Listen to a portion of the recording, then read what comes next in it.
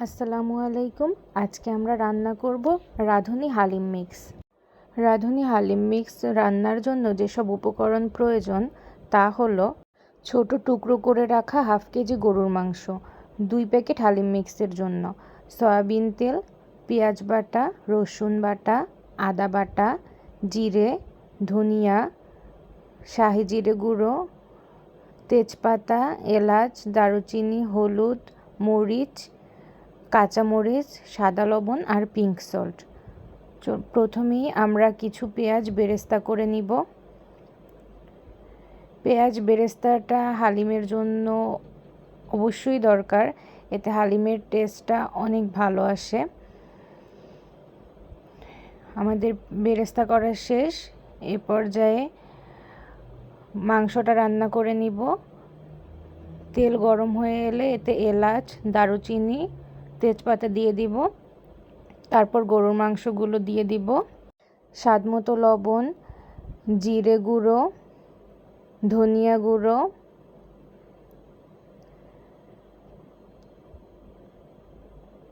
এগুলো দিয়ে মাংসটা একটু নেড়ে চেড়ে নিব। তারপর দিব হলুদ গুঁড়ো,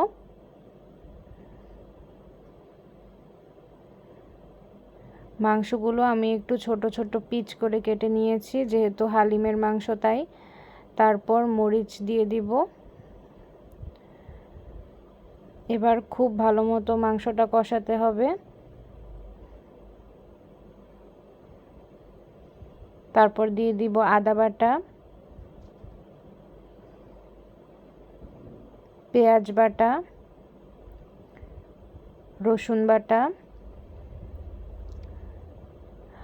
মাংসটা এত ভালোভাবে কষাতে হবে যাতে মাংসটা 50% সেদ্ধ হয়ে যায় কষানোর সময়ই। যেহেতু গরুর মাংস তাই সেদ্ধ হতে একটু বেশি দেরি হয়। আমার কষানো শেষ। এ পর্যায়ে পানি দিয়ে দিব।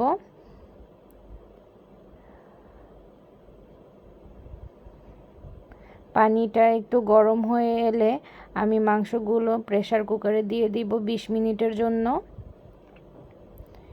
এদিকে আমি হালিম মিক্সের মশলাগুলো এবং মিক্সটা বাটিতে ঢেলে নিলাম। আমি মিক্সের সাথে 5 কাপ কুসুম গরম পানি অ্যাড করে নিব। তারপর আমি মশলার ভিতর মিক্সটা দিয়ে দিলাম। এ পর্যায়ে আমি আরও 5 কাপ কুসুম গরম পানি অ্যাড করে নিব আর 3 চামচ হালিম মিক্সের মশলা দিয়ে দিব। কিছুটা কাঁচা ঝাল দিয়ে দিব। আমাদের হালিম মিক্স রান্না শেষ। এ পর্যায়ে আমি কিছু পেঁয়াজ ভেজে নিব তেলে।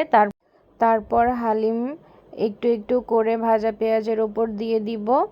আমাদের অঞ্চলে এটাকে বাগার দেওয়া বলে, আপনাদের অঞ্চলে কি বলে অবশ্যই কমেন্টে জানাবেন। আমাদের হালিম রান্না একদম রেডি। ভিডিওটি ভালো লাগলে লাইক করুন, কমেন্ট করুন এবং শেয়ার করুন। ধন্যবাদ সবাইকে। আবারও দেখা হবে নতুন কোনো ভিডিওতে। আল্লাহ হাফেজ।